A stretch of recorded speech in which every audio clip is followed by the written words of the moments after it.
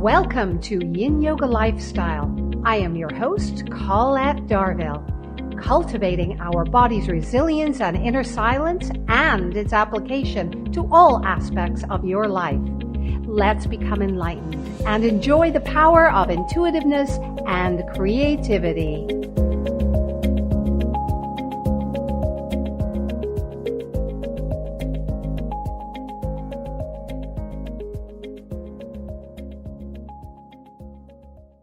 You are listening to Society Bites Radio, social interaction for the mind and soul. Hello, and thank you for joining us today. I am your host, Colette Darville, and this is Yin Yoga Lifestyle. So now let us take a deep meditative breath. Inhale, so.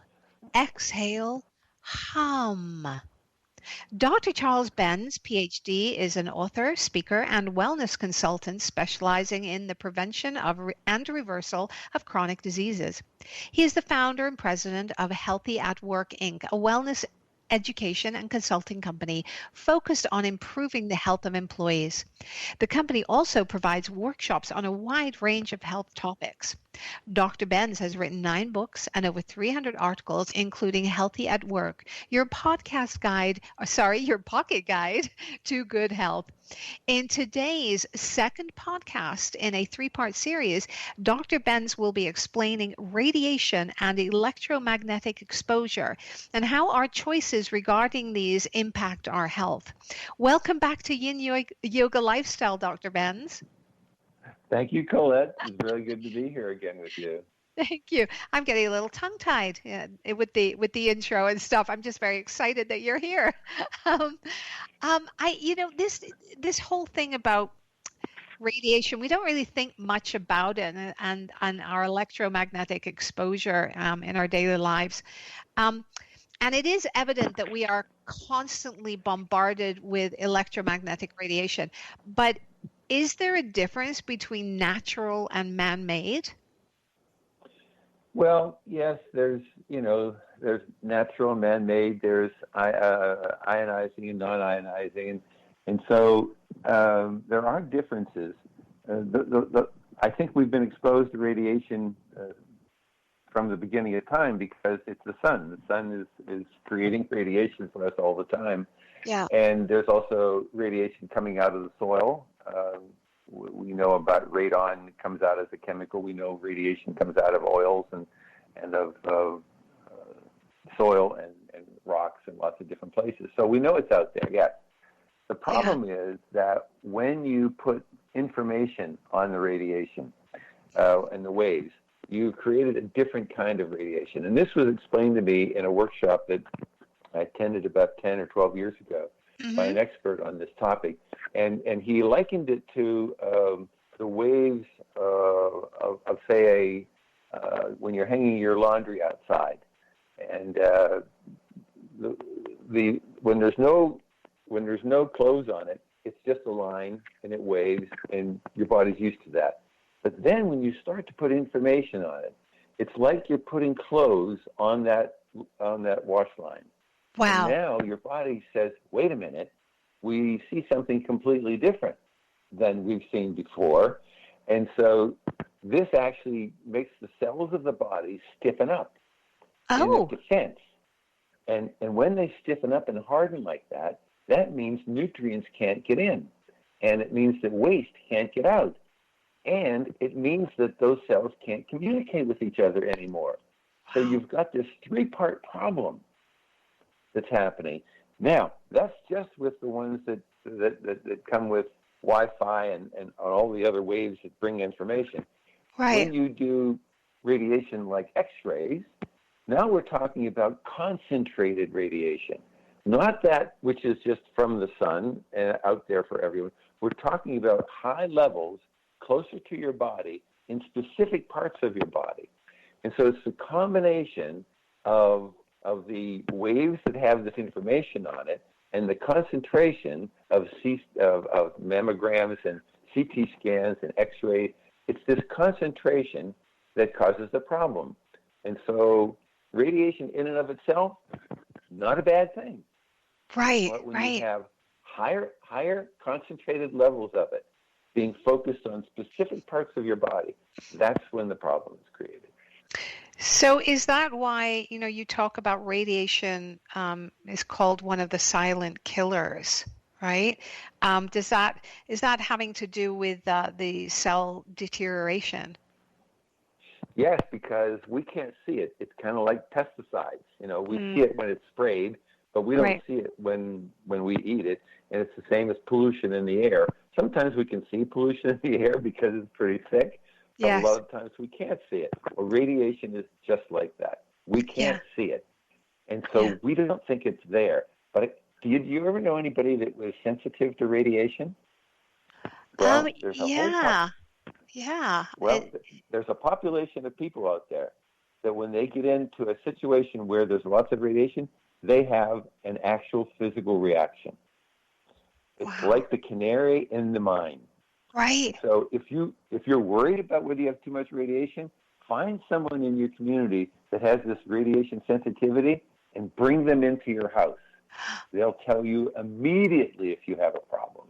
Wow. And there, and I have to sort of bring this to the forefront because it's one thing that always concerns me is one, a lot of us, we take it for granted that, the things around us are safe. Our cell phones, it cringes. I cringe when I see women put their cell phones in their, like tuck them into their shirt above their breast. It makes me cringe. It's and also too when people put their cell phones in their back pocket or people live near those huge the cell towers or the hydro towers. Um, can you sort of tell us what happens to the cells of our body when we do things like this? Well, again, that's this concentration level, and I Yeah. can tell you that what a good hypochondriac does, which I classify myself as that.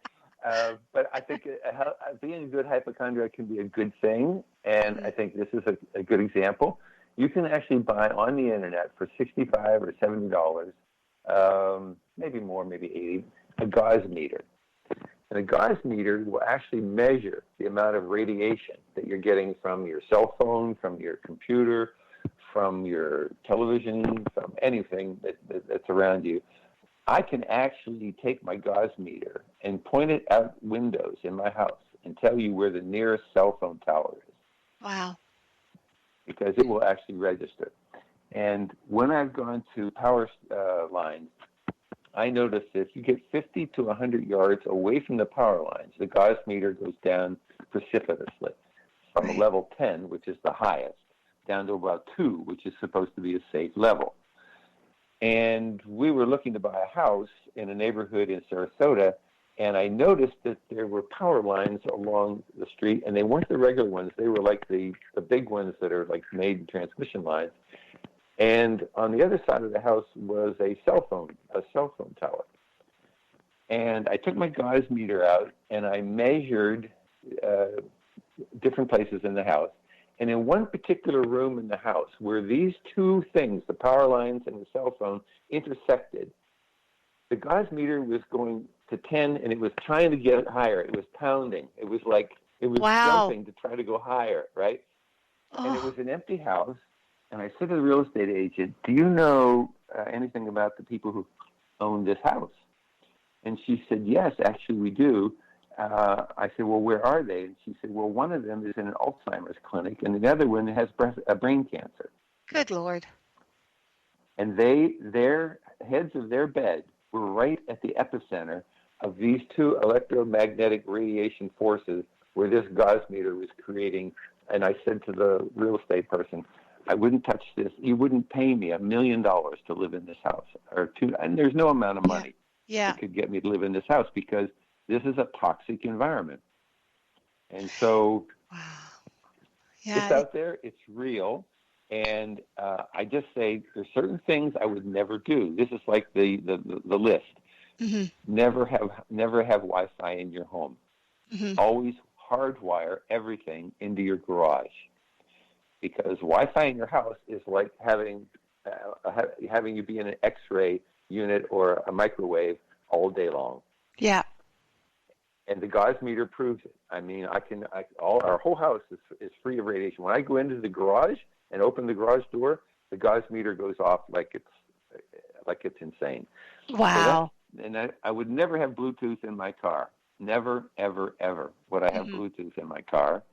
And when I go past the school and I see a cell phone tower, sometimes on the school, not just near the school, I write letters and tell people this is not the place where you want your kids to go to school, because because children are the most vulnerable of all, because their cells are still developing, they're still growing.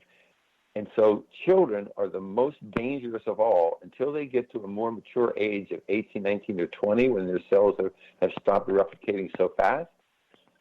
So children at a young age are the most dangerous. And God. I tell my children about the grandchildren to do these tests to make sure the schools aren't vulnerable, and to make sure they're being protected, because otherwise, how do they know? How do they know where the risks are? So I tell them, don't live near a tower, don't do CT scans, women don't do mammograms.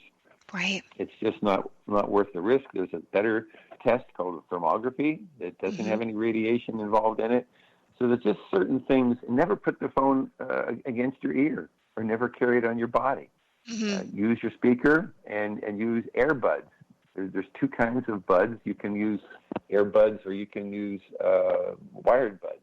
And so we're getting a little bit ahead of ourselves, with the next program is going to be on all the solutions. But these are just things that you have to be cognizant of it, because this is where the real dangers are. And the problem with radiation is it's accumulative. It's just like pesticides. Yeah. And so it accumulates over time. And eventually, not only does it damage the membrane of the cell, because you can't get the nutrients in and you can't get the pesticides and other waste out, you end up doing DNA damage to the nucleus of your cells. Once you've done DNA damage to the nucleus, you've got a mutated cell. And from that point, when it starts to mutate more, it becomes a diseased cell. That's how cancer develops. That's how every chronic disease develops, through DNA deterioration. And so there's a test that you can get. It's called the 8-OHGD test. It's a urine test. It will actually tell you what the accumulated damage to toxins and radiation is in your cells at this time. Good Lord. That's it. That's amazing. That's actually amazing that can be those are the results you can get from that test. Yes, and it's really important, because even if it's a younger person and you feel that they've been exposed too much through, say, they had a medical condition and they had to take a lot of antibiotics and they had to take a lot of X-rays and other electromagnetic radiation testing, then you can actually find out if they've had this damage. The sooner you find out and the sooner you start to correct this damage, the better off you're going to be, because there's lots of ways that you can protect young people and adults from this damage, if you once can identify it, that it's happening.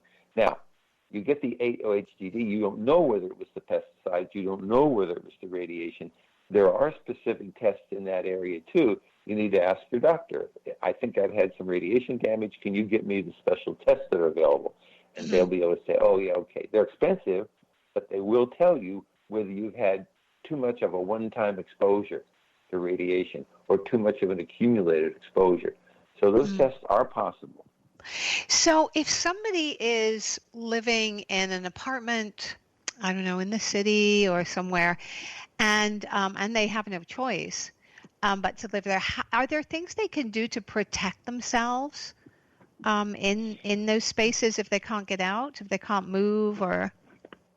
Well, you have to minimize. I mean, the whole thing is control the things that you can, and so don't have the Wi-Fi in your apartment.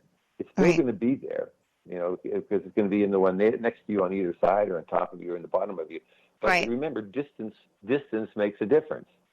Right. So, for instance, if you have a